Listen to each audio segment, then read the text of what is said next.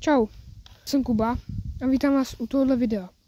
Dneska je to takový netradiční, nikdo to asi nenatáčí, ale provedu vás po jedné vesnici, jmenuje se to Kruh u Jelemnice a natočím tady nějaký videa, nebo jakože natočím tady jedno velký video, jak to tady vypadá a takový, je to malá vesnička a tak no.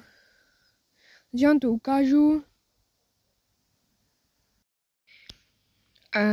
Jsem teď na jednom vršku, který vede hlavní silnice do druhé vesnice. Tam máte krásný výhled na Krkonoše, Černou horu. Sněžka teda se není vidět, já ji tady teď nevidím vůbec. Jo, tam je možná jsou taky domky, když se zaostříte, ale byste tady museli být. Takhle vypadá vesnice, teda až ji uvidíte zblíž, bude to líp, bude to lepší. A takhle vypadá pohled na vesnici. Za chvilku se podíváme na střed vesnice, nebo jakože na takový malý náměstí. Ukážu vám, jak to tady vypadá, je to opravdu krásná vesnice. Kruh u Jelemnice, no. Tady vlastně vede silnice do druhé vesnice Roztoky u Jelemnice. Tamhle jsou takový domky, jak vidíte tamhle, jenom tady hned. Tak to je ta další vesnice, to je sice trošku větší, než tady ta vesnice, no ale jakoby vesnice jsou krásný, no. Tak. Čau.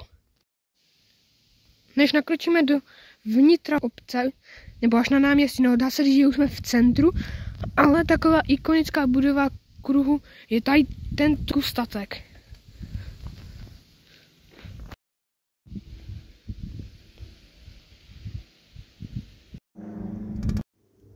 Dá se říct, že už se nacházíme v centru obce a tady vidíte tenisové kurty hned vedle náměstí.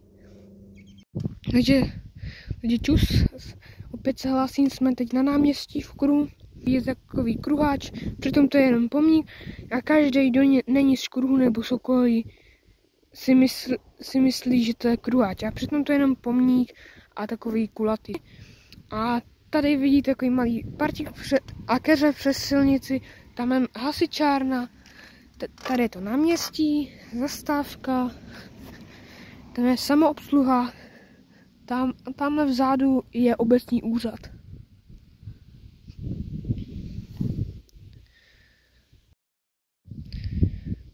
Tady na náměstí vidíte mapu Krkonoše a Podkrkonoší.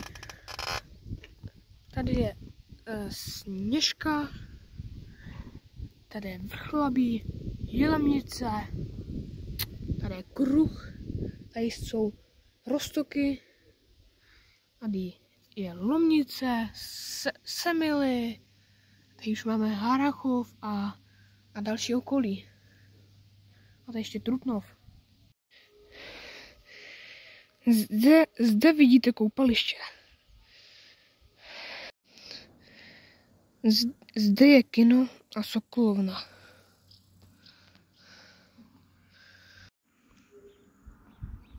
A kam se teď vypravíme, vidíte už na cedule.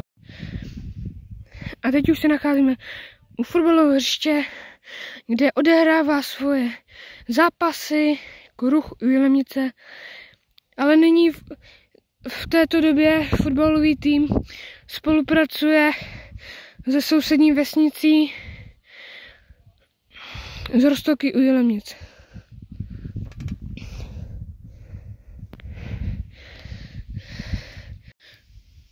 Teď se nacházíme u hřbitova obce Kruh. A výhled tady je ze hřbitova hezký.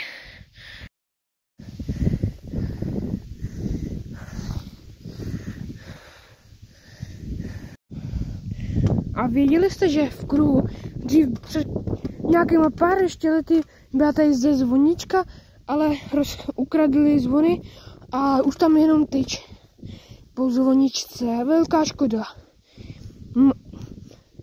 Co jsem koukal také na fotky vesnice, na tu zvoničku, byla to asi hezká zvonička, jenže nějaký vandalové to rozkradli a zachovali se jako hajzlové. S prominutím, že tak mluvím, ale tohle by se dělat nemělo. teď se nacházíme u bývalé školy v kruhu. Zde už nefunguje jako pro děti, ale obce ho používá na nějaké jiné věci. Zde hned vedle školy bývalé se nachází dětské hřiště. A víte, jak jsem říkal o té bývalé zvonice, to už není. To je tamhle někde za těma stromama. Zde se nachází socha Jana Nepomuckého. Tam vidíte zadu chaloupku. Tady je další cesta do jižvané obce Roztoky. Zde teče Krušský potok. Obc Kruh je také známá firma subtropické zahradnictví Kruh subtropické. No jako teď tu možná vidíte trošku toho malo, ale to zahradnictví je velký, to je až někam tam dozadu.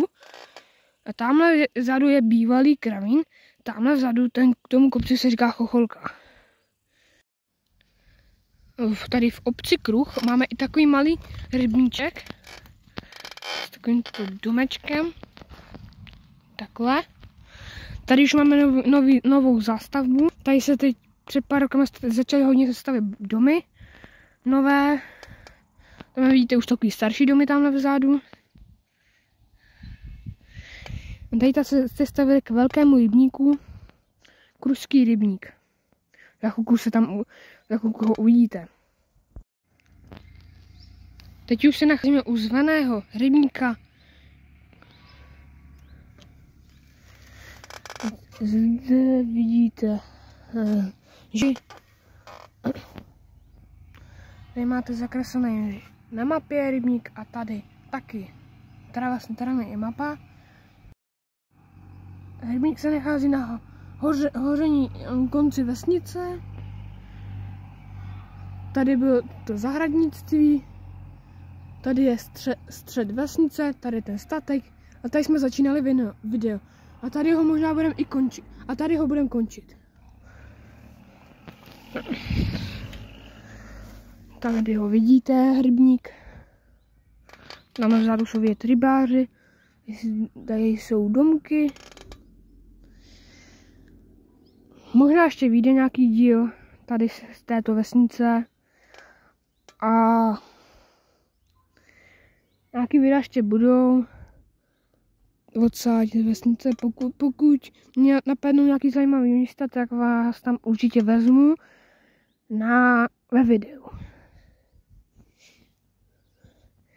Tak jo, pokud se vám video líbilo, dejte like, odběr a užívejte poslední dny prázdnin.